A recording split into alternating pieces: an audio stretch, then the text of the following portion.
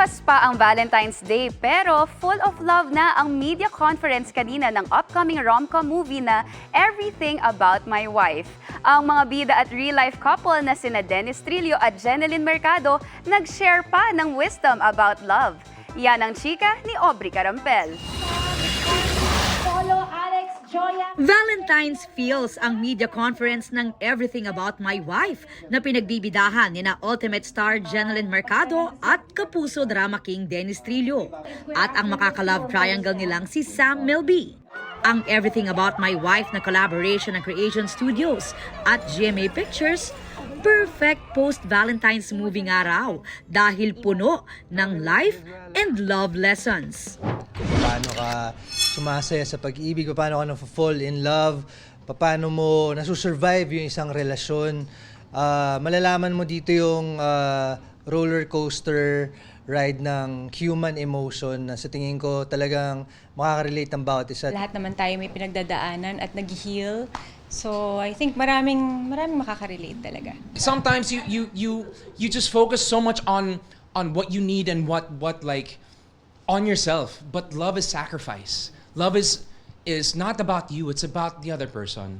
And when you focus on the needs of the other person also and giving that love, sacrificial love, then you'll have a much happier relationship.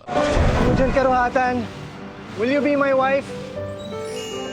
Gaganap sina Jeneline and Dennis as Emo and Dom na mai-in-love sa isa't isa. Magpapakasal.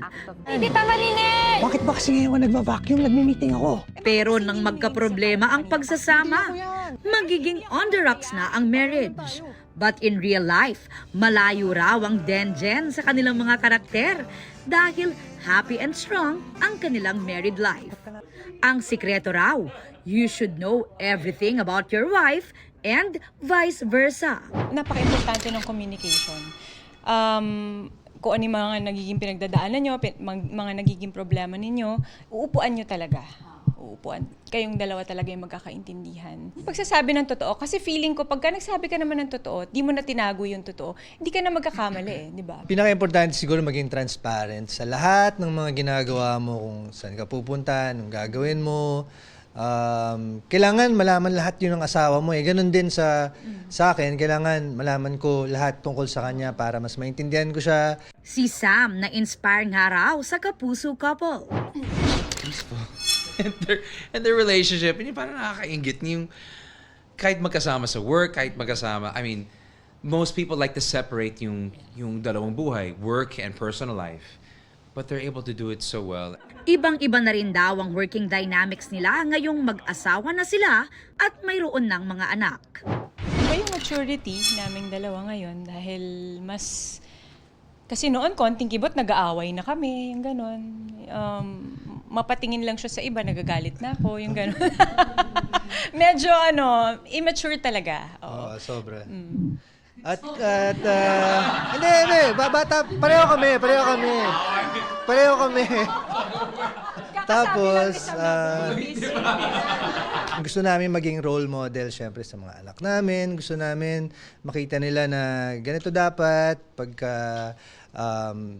dapat palaging masaya, kailangan ipakita sa kanila na kung paano nagsusurvive yung isang relationship para makita rin nila paglaki nila kung paano nila i-handle pag napunta na sila dun sa ganung klaseng sitwasyon. May standard.